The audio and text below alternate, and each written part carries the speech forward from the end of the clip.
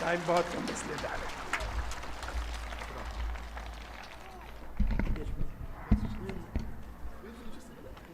रजनी पाटिल जी, असगर करबलाई जी, कमर अली खान जी, गुलाम रज़ा जी, मनोज यादव जी, यूसुफ अली जी, Congress party के हमारे प्यारे कार्यकर्ता भाइयों और बहनों, आप सबका यहाँ बहुत बहुत स्वागत, नमस्कार।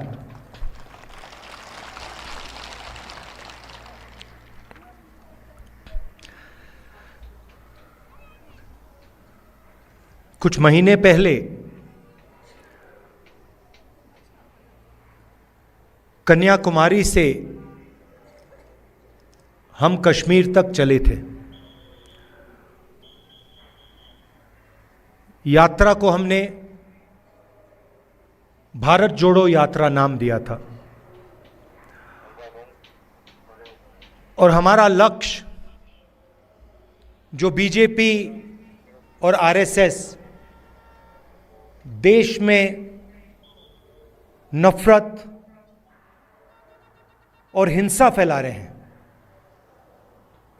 उसके खिलाफ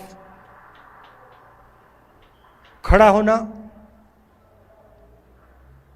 देश में भाईचारा, मोहब्बत फैलाने की हमने कोशिश की। यात्रा का मैसेज था, बहुत अच्छा नारा जो यात्रा में से निकला था, नफरत के बाजार में हम मोहब्बत की दुकान खोलने निकले हैं। और यही आपकी सोच है। पिछले दिनों में अपनी आंखों से मुझे यह देखने को मिला। यात्रा श्रीनगर में नहीं रुकनी थी, यात्रा को लद्दाख में आना था, मगर उस समय सर्दी थी, बर्फ थी और एडमिनिस्ट्रेशन ने हमें मना किया, कहा कि लद्दाख में नहीं जाना चाहिए। तो हमने बात मान ली थी। तो मेरे दिल में था और अभी भी है कि लद्दाख में भी हमें वो यात्रा चलानी चाहिए। शायद छोटा सा पहला कदम लिया, पैदल नहीं गए, मगर मोटर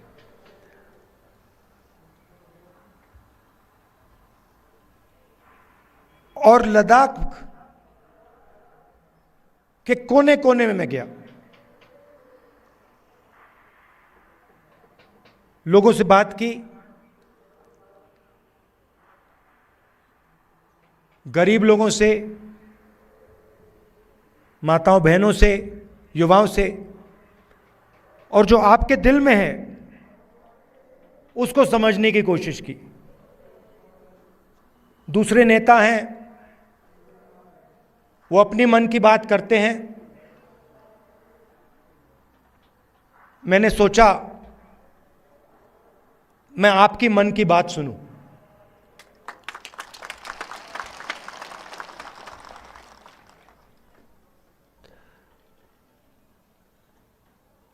एक बात तो बिल्कुल साफ है कि जो गांधी जी की विचारधारा है, कांग्रेस पार्टी की विचारधारा है, वो लद्दाख के खून में और डीएनए में है। और मैं सिर्फ नहीं बोल रहा हूं आपको, ये मत समझिए कि ये मैं आपको भाषण में बात बोल रहा हूं। मोटरसाइकिल में मैंने पूरे लद्दाख का चक्कर काटा है और रास्ते में देश भर से हमारे लोग लेबर का काम करते हैं। बिहार से, राजस्थान से, उत्तर प्रदेश से, झारखंड से, छत्तीसगढ़ से, अलग अलग स्टेट से यहाँ लोग सड़क बनाने लेबर का काम करते हैं।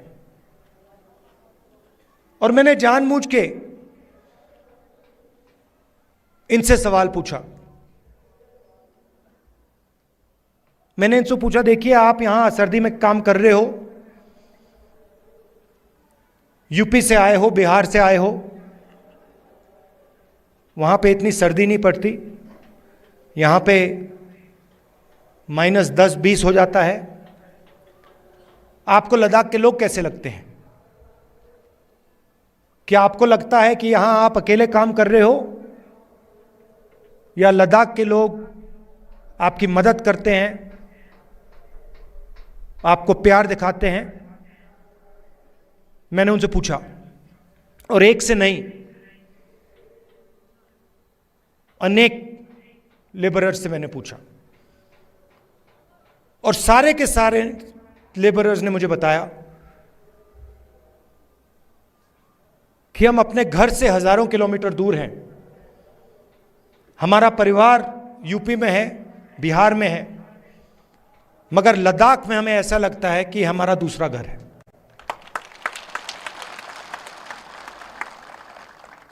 यहां पे जो भी कठिनाई होती है,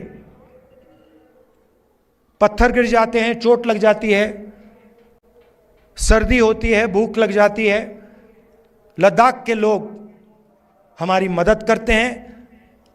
और जब भी हम उनके पास मदद के लिए जाते हैं, वो एकदम हमारी मदद करते हैं।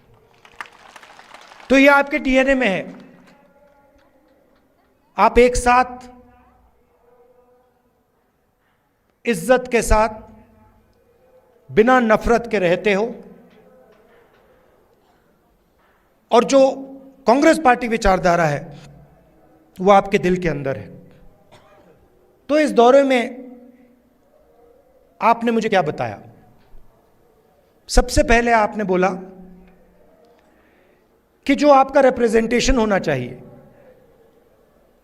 जो आपकी राजनीतिक आवाज होनी चाहिए, जो आपके लोकल गवर्नमेंट्स के लीडर होने चाहिए, वो आवाज आपकी दबाई जा रही है। आप जरूर यूनियन टेरिटरी बने, मगर आपके जो हक हैं, आपके जो अधिकार हैं, वो आपको नहीं मिल रहे हैं। ये आपने पहली बात बोली। दूसरी बात आपने बोली कि जो रोजगार के वायदे आपसे किए गए थे, वो वायदे झूठे थे, और लद्दाख के कोने कोने में अगर किसी भी युवा से बात की जाए, वो आपको कहेगा कि लद्दाख बेरोजगारी का एपिसेंटर है। तीसरी बात आपने बोली कि जो सेलफोन की कवरेज होनी चाहिए, जो कम्युनिकेशन का सिस्टम होना चाहिए,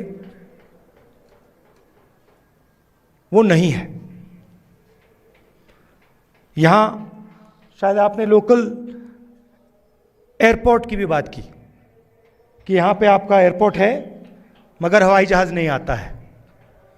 तो मैंने आपकी बात सुनने की कोशिश की, और कांग्रेस पार्टी आपके साथ खड़ी है, और आपकी जो स्ट्रगल है,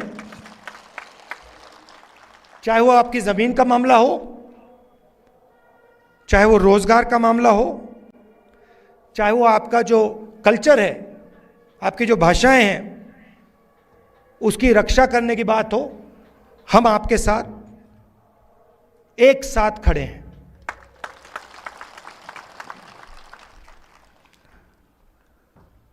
यहां पे सब लोग जानते हैं कि बहुत सारे नेचुरल रिसोर्सेज हैं। 21वीं सदी में सोलर एनर्जी की बात की जाती है, और लद्दाख में सोलर एनर्जी की कोई कमी नहीं है। बीजेपी के लोग ये जानते हैं, समझते हैं कि अगर आपको रिप्रेजेंटेशन दिया जाए तो फिर वो आपसे आपकी जमीन नहीं छीन पाएंगे। मामला जमीन का है और बीजेपी के लोग जो आपकी जमीन है आपसे लेना चाहते हैं। अदानी जी के बड़े बड़े प्रोजेक्ट्स यहां लगाना चाहते हैं और उन प्रोजेक्ट्स का फायदा आपको नहीं दिलवाना चाहते हैं। हम ये कभी होने नहीं देंगे।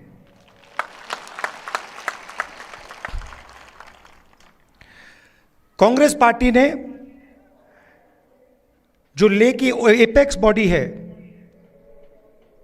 और कारगिल डेमोक्रेटिक अलायंस जो है और इनकी जो डिमांड्स हैं उनका हमने पूरा समर्थन किया है।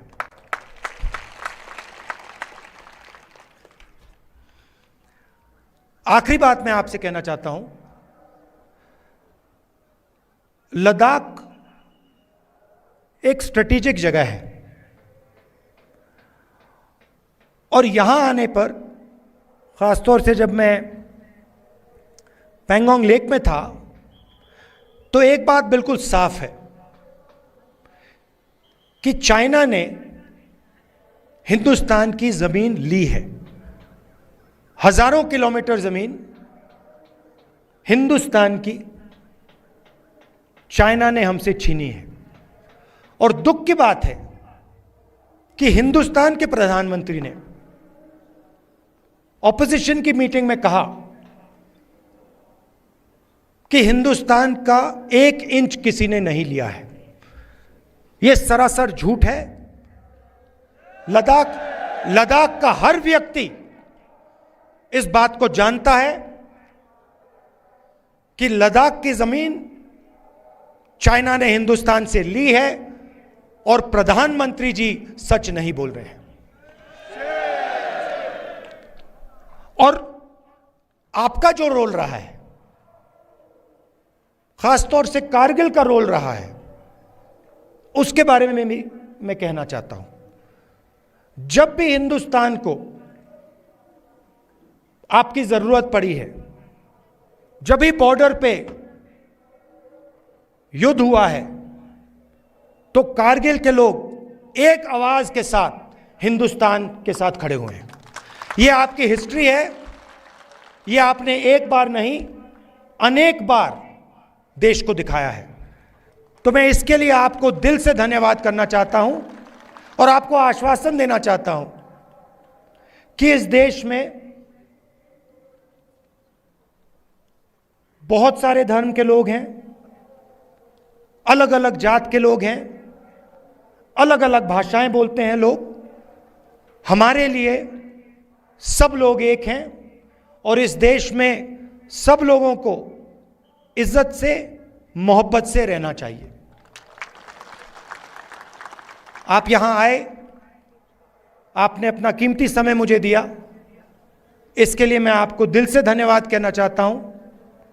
और अंत में कहना चाहता हूं कि अब मैं लद्दाख के चारों ओर घुमा हूं और शायद यह हिंदुस्तान की सबसे सुंदर जगह है और यहां के लोग दिल से बात करते हैं, प्यार से बात करते हैं। इसके लिए आप सबको बहुत बहुत धन्यवाद। नमस्कार, जय हिंद, सलाम।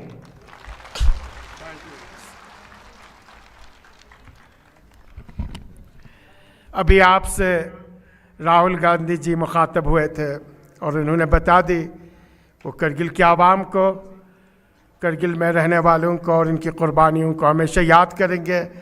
और हिंदुस्तान के सबसे बड़े ऐवान, सबसे बड़े हाउस में करगिल की आवाज़ बन के, लद्दाख की आवाज़ बन के, न सिर्फ वो ख़ुद बल्कि उन्होंने ये वादा दिलाया कि पूरे कांग्रेस के लोग आपकी आवाज़ बन के आपके हुकूक़ के लिए आवाज़ उठाते रहेंगे। मैं दिल से करगिल की आवाम की तरफ से, लद्दाख की आवाम की तरफ से जनाब राहुल गांधी जी, उनकी पूरी टीम का, मैडम रजनी पटेल, उनकी पूरी टीम का और उनके साथ आए हुए मीडिया के साथियों का फिर एक बार शुक्रिया अदा करता हूं और उम्मीद रखता हूं कि ये राहुल गांधी जी का आखिरी विजिट ना हो, बल्कि एक और सिलसिला लेके फिर करगिल लेह की सरजमीन, लद्दाख की सरजमीन में राहुल गांधी जी आए और 2024 में इंशाअल्लाह पूरी हिंदुस्तान में राहुल गांधी जी इंडिया अलायंस की गवर्नमेंट बना के बीजेपी और इसके साथियों को साफ करके एक नई हिंदुस्तान की शक्ल में हमें गिफ्ट की शक्ल में पेश करेंगे। इन्हीं अल्फाज के साथ मैं इनका शुक्रिया एक आखिरी चीज़ बोलना चाहता हूँ, एक आखिरी चीज़ बोलना चाहता हूँ। लद्दाख के हर रीजन में आपके लोकल इश्यूज हैं और लद्दाख के भी सेंट्रल इश्यूज हैं, और मैं आपको कहना चाहता हूँ कि अगला जो पार्लियामेंट सेशन होगा उसमें मैं आपके जो मेन मुद्दे हैं उनको पार्लियामेंट में आपके लिए उठाऊंगा। धन्यवाद सर।